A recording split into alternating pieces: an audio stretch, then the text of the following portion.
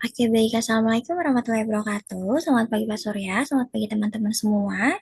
Jadi pada kesempatan kali ini, saya Marsyandi Aulia dengan NIM 170662207 akan memaparkan terkait dengan bagaimana cara pemilihan model untuk analisis data di aplikasi eViews.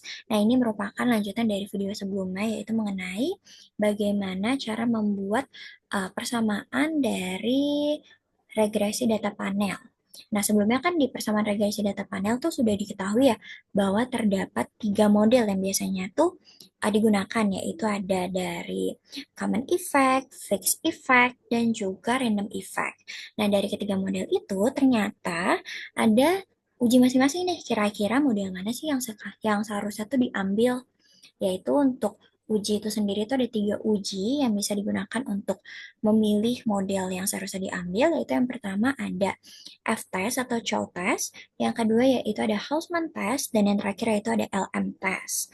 Nah, untuk yang pertama yaitu F-test atau Chow test. Nah, untuk caranya, itu yang pertama kita pastiin dulu nih bahwa hasil dari persamaan regresi data panel yang sebelumnya itu menggunakan model FE atau fixed effect. Nah, caranya kita klik estimate, panel options, dan untuk cross sectionsnya itu kita ubah jadi fix gitu, karena harus dipastikan bahwa modelnya itu FE atau fixed effect.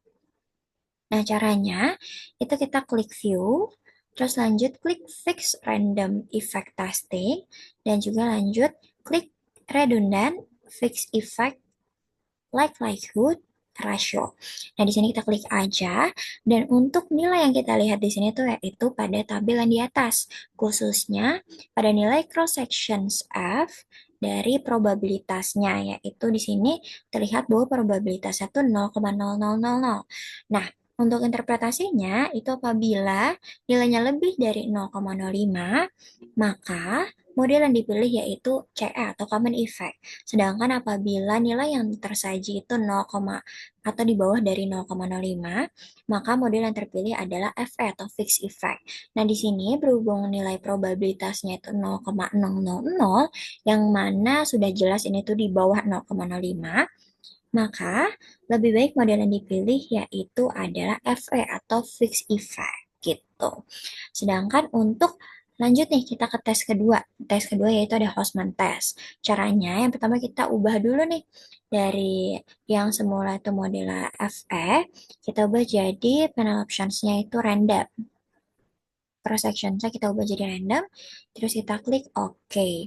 Setelahnya baru kita bisa klik view, lanjut klik fix random effect testing, dan lanjut correlated random effect Hausman test. Nah, di sini untuk yang kita lihat itu sama kayak tadi dari probabilitasnya. Dari sini cross sections random probabilitasnya itu 0,1157. Nah, untuk interpretasinya, jadi untuk nilai yang sekiranya itu di atas 0,05, maka model yang dapat dipilih yaitu RE atau random effect. Sedangkan apabila nilainya itu di bawah 0,05, maka model yang terpilih yaitu FE atau fixed effect.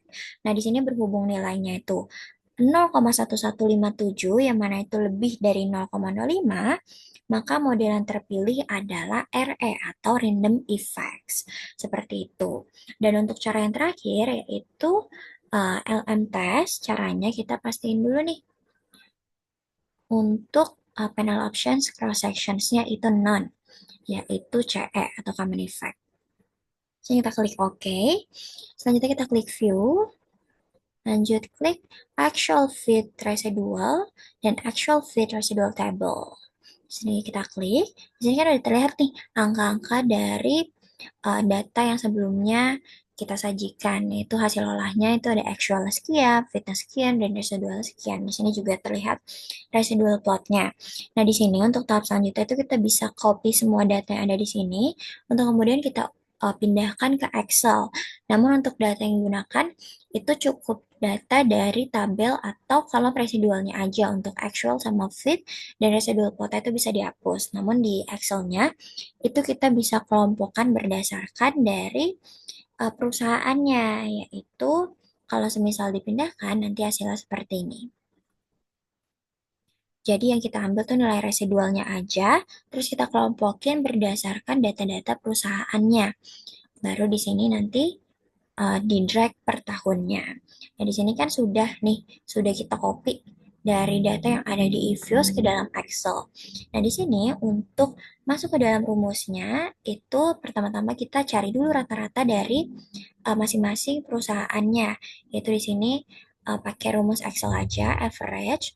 Terus selanjutnya kita cari rata-rata kuadratnya. Jadi dari rata-rata sebelumnya itu kita kuadratkan. Selanjutnya rata-rata kuadrat ini kita jumlahkan. Nanti hasilnya ketemu 0,374052. Sedangkan untuk di sini kita buat tabel yang kedua yaitu terkhusus dari residual kuadratnya. Jadi untuk data yang ada di sini kita kuadratkan sehingga hasilnya demikian. Untuk selanjutnya di bawahnya kita jumlahkan nih masing-masing perusahaannya. Kalau misal udah dijumlahkan, kita jumlahkan juga keseluruhan dari data yang ada. Nah, nanti baru kita bisa masukin ke dalam rumusnya. Nah, di sini setelah setelah diidentifikasi, maka rumusnya sebagai berikut.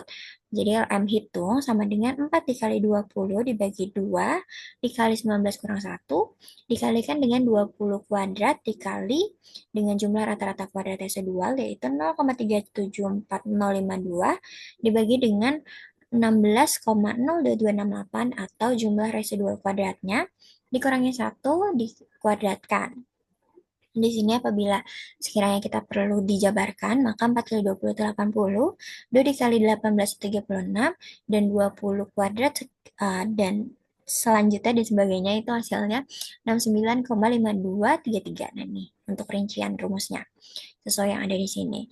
Nah, setelah itu kita kali dibagi 80 dibagi 36 dikali dengan 69 diketahui hasilnya sekian, yaitu 154,4962. Maka dari itu, di sini kita bandingkan nih LM hitung dengan nilai chi-square dari tabel. Nah, diketahui bahwa nilai chi-square tabel pada derajat kebebasan 2 dan alfa 5 itu nilainya 5,991.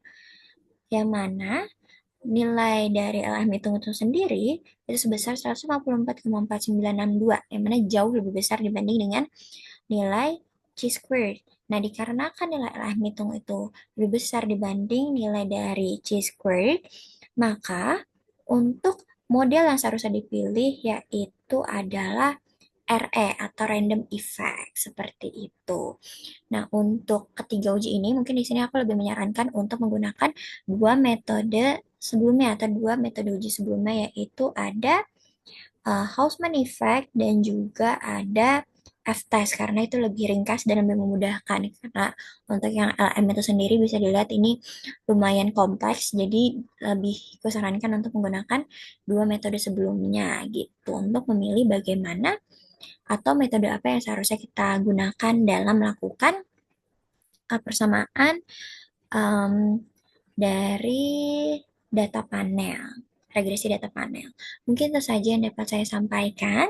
Kurang lebih mohon maaf bila sekiranya terdapat perkataan yang susah dipahami atau mungkin terdapat kesalahan dalam pembuatan video ini. Jadi untuk dari saya sekian.